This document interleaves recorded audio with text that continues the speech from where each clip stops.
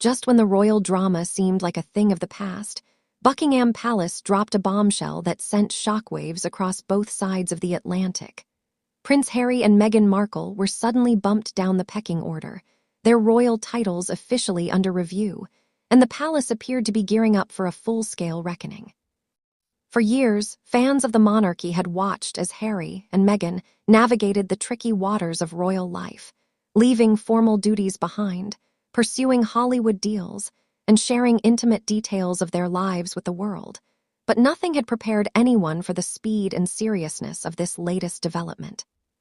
Palace insiders confirmed that discussions were underway to review the privileges of non-working royals, and while the statement was framed in neutral, almost bureaucratic language, the subtext was crystal clear. Harry and Meghan's royal status was hanging by a thread, and the monarchy was ready to act. Within hours, Harry was spotted boarding a private jet from California to London, alone, tense, and without the smiling PR entourage or Netflix cameras, heading straight for the epicenter of the storm he had been avoiding for years. The message was unmistakable. The royal gloves were off, and this wasn't going to be another quiet, behind-the-scenes negotiation. This was a confrontation, and the world was about to watch it unfold in real time. The news broke like a thunderclap, and for Harry, it landed like a punch to the gut. A single line from the BBC confirmed that the monarchy was reviewing titles, and for the first time, the world understood just how precarious his position had become. No fanfare, no leaks, just a line that carried more weight than any press statement in years, signaling that the palace was ready to take formal steps against him and Meghan. Reports suggested that King Charles had been quietly consulting with senior courtiers and constitutional advisors about streamlining the monarchy, and the timing could not have been worse for the Sussexes, coming so soon after explosive interviews, tell-all memoirs, and Netflix documentaries that painted the palace as unfeeling and controlling. Harry's reaction was immediate, boarding a Gulfstream jet alone, leaving California behind, facing the very institution he had spent years trying to distance himself from, and the tension surrounding that flight spoke volumes about the gravity of the situation. From the moment that jet crossed the Atlantic, the narrative had shifted. It was no longer speculation, gossip, or subtle palace maneuvering. This was about real consequences, and for Harry, a reckoning he could no longer avoid. Behind the carefully measured statements, the palace had a clear plan, and it was far more than procedural. A constitutional review guided by the Privy Council was underway, analyzing which members of the royal family truly merited the privileges of their titles and which had used their status for personal gain. To insiders, streamlining the monarchy was code for cutting ties with those whose actions threatened the integrity of the institution. And after years of public exposure by Harry and Meghan, there was little doubt about whom that meant. King Charles had been consulting quietly, while Prince William was reportedly heavily involved in the discussions, emphasizing that the monarchy could not survive if royal titles were treated like marketing tools. This was not framed as revenge, at least officially, but as a protective measure for the crown, and the message was unmistakable. The Sussexes had pushed too far, and the institution was prepared to respond decisively. For Harry, the realization hit like a cold splash of water. The palace wasn't just quietly observing anymore. It was moving, and the speed of those movements made it clear that old alliances, family ties, and past achievements mattered less than loyalty and compliance. Of course, this moment didn't appear out of nowhere. It was the culmination of years of tension, missteps, and media spectacles. Ever since Spare revealed private family conversations and hinted at deep betrayals, the palace had been on edge, and the subsequent Netflix series only fanned those flames, portraying Harry and Meghan as victims while profiting off the royal mystique they once publicly renounced. Each new revelation, from business ventures under Archewell to highly publicized statements about royal life, chipped away at any remaining goodwill. Palace aides who had once whispered support or provided discreet guidance now spoke openly about the situation as untenable and damaging to the crown. And King Charles, mindful of history and the legacy of the monarchy, began calculating the consequences of inaction. By the time Parliament and senior MPs entered the picture, the palace had waited long enough. Harry's choices had led to a moment that no royal could ignore, and the stage was set for a confrontation that would reverberate across continents and decades. The story became even more serious when senior MPs began pressuring the monarchy to clearly define what non-working royals could and could not do with their titles, and whispers of a titles regulation bill circulated through Westminster. Statements such as, "You can't play prince when it's convenient," were repeated in private briefings, highlighting the frustration among lawmakers with the Sussexes' dual life, public critique of the monarchy while trading on royal identity for profit and publicity.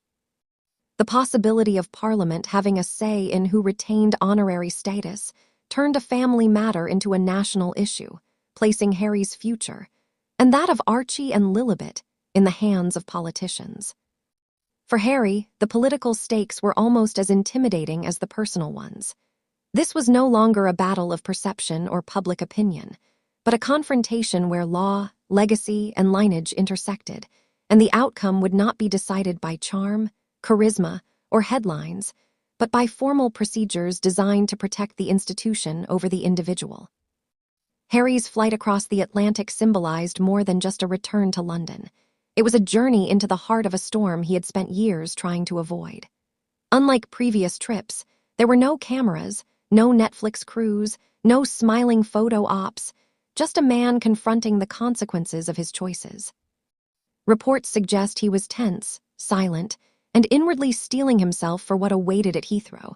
While in London, helicopters hovered, reporters camped outside Clarence House, and the city braced for a royal reckoning. The contrast between his Californian life and the ceremonial, scrutinized world of the monarchy couldn't have been starker, and the suspense of his arrival reflected the high stakes of this moment. Decades of family history, personal decisions, and institutional integrity all converging in a single, decisive confrontation. By the time the plane touched down, the stage was set for a dramatic showdown that would define not only Harry's legacy, but the very perception of the modern monarchy. Inside Clarence House, the tension was palpable.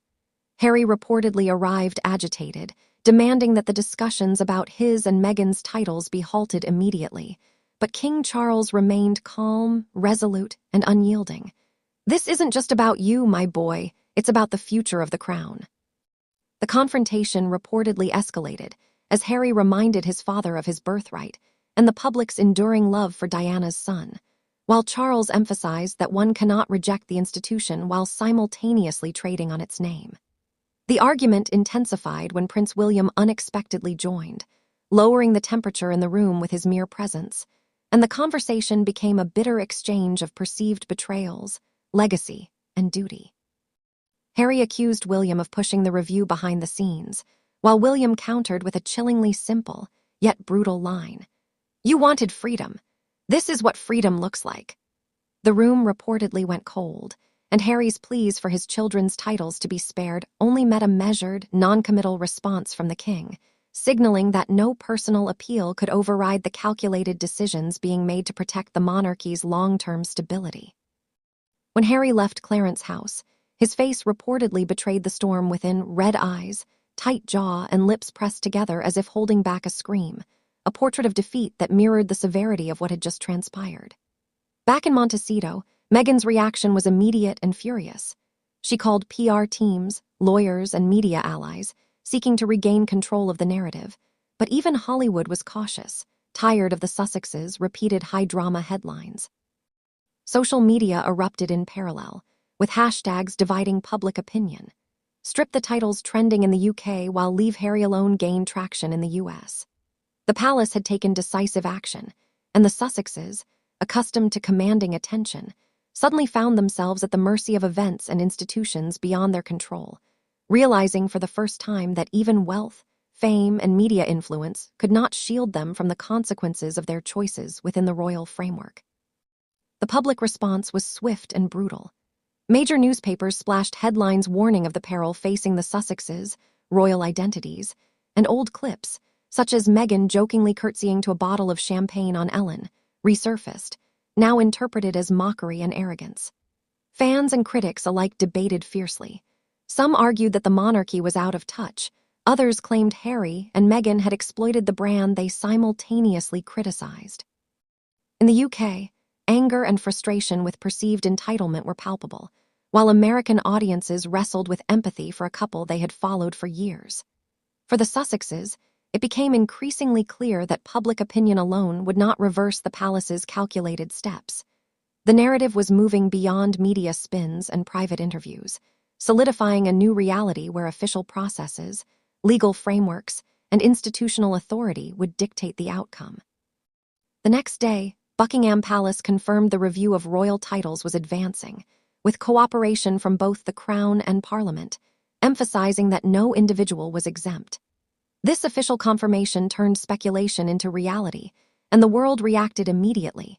Newspapers ran front-page stories, social media exploded, and for the first time, it was clear that Harry and Meghan were facing tangible consequences, not just rumors. The statement, concise yet authoritative, signaled that the monarchy was prepared to enforce its rules and expectations, and that the Sussexes could no longer rely on ambiguity, public sentiment, or media manipulation to protect what had once seemed untouchable. The palace had drawn a line, and crossing it would carry definitive repercussions. In Montecito, Meghan reportedly broke down, repeating, "They can't take that from my children," as panic and fear collided with her strategic instincts. Insiders said she immediately mobilized her team, seeking ways to control the narrative, preempt leaks, and protect her family. But even her seasoned PR machinery faced limits against the combined authority of the monarchy and Parliament. For a woman who had carefully navigated the spotlight for years, the sudden, unstoppable movement of institutional power was a stark reminder that some forces cannot be managed with calls, statements, or media savvy. And for the first time, Meghan's control over events seemed precarious, highlighting the stark contrast between Hollywood influence and royal authority. As the Sussexes scrambled, the palace reportedly intensified its coordination with legal advisors and the Prime Minister to ensure the constitutional review proceeded without delay.